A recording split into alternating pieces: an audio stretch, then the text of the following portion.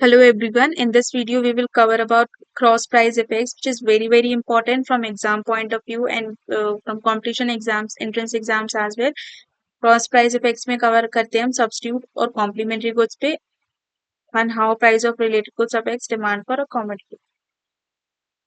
अभी हम study करेंगे प्राइस ऑफ सब्स्टिट्यूट गुड्स पे. For example we will take for tea and coffee. अगर टी का प्राइस अगर बढ़ता है तो मेरी कॉफी की डिमांड इंक्रीज हो जाएगी और टी की कम हो जाएगी.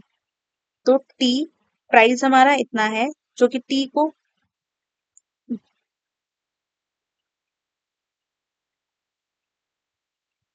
ठीक है. यहाँ पे कॉफी प्लॉट कर लो आप चाहे तो. पहले हम टी की डिमांड इतनी T1 पे थी और फिर हमारी T2 पे हो गई,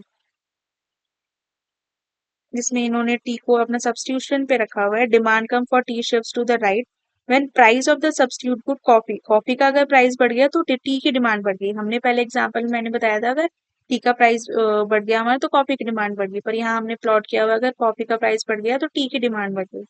Thus the consumer shift from D1 to D2, buying more of T even when it is price is constant. आप दोनों ही केस में कर सकते हो. there is no issue. ठीक है.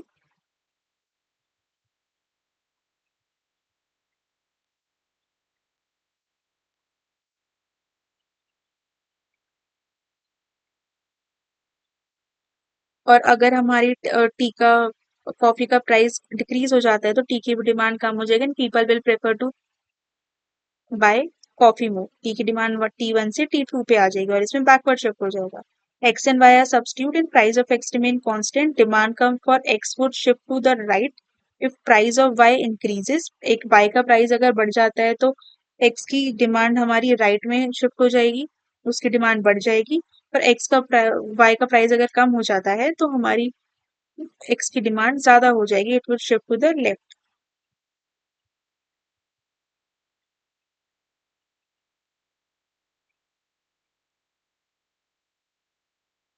इन case of a complementary good for instance let's say car and petrol. अगर petrol का प्राइस हमारा बढ़ जाता है तो हमारा कार की डिमांड जो होती है कम हो जाती है. लेकिन अगर पेट्रोल का प्राइस हमारा कम हो गया है तो कार की भी डिमांड हमारी ज्यादा हो जाएगी. कार की डिमांड पहले हमारी T2 पे थी, अब वो T1 पे प्लॉट हो रही है.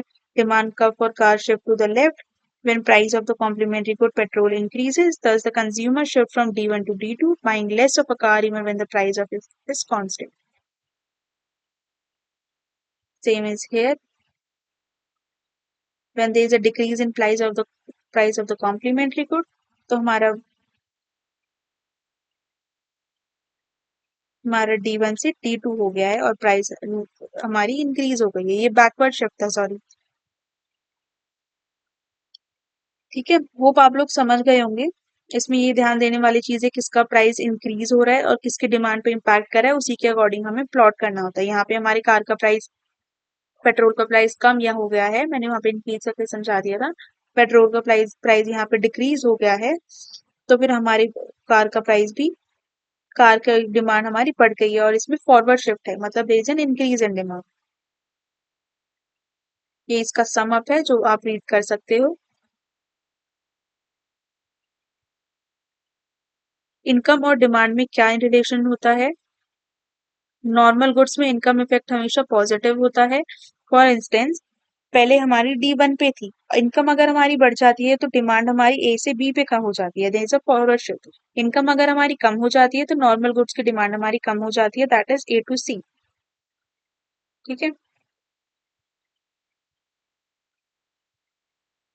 And in case of inferior goods there is a negative relation. Income अगर हमारी बढ़ जाती है तो फिर उसकी डिमांड हमारी कम हो जाती है, लेकिन इनकम अगर हमारी कम हो गई है तो उसकी डिमांड इंक्रीज हो गई है.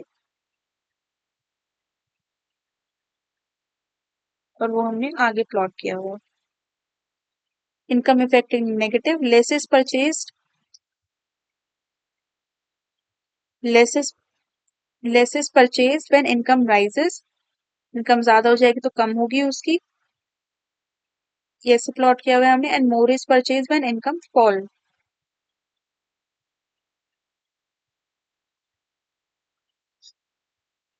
Even when price of the commodity remain constant, when income rises, consumer shift from A to C.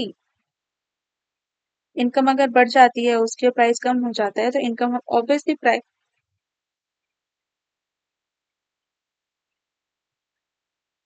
बढ़ जाएगी तो उसकी डिमांड कम हो जाएगी, ए टू सी हो जाएगी। व्हेन इनकम फॉल्स, इनकम कम हो जाएगी तो डिमांड हमारी इंक्रीज हो जाएगी from A to B. Okay. Impact for taste and preferences, अगर फेवरेबल चेंज है तो डिमांड हमारी फॉरवर्ड शिफ्ट में हो जाएगी ए टू बी से, और अगर अनफेवरेबल चेंज है which is against the commodity तो हमारी ए टू सी हो जाएगी।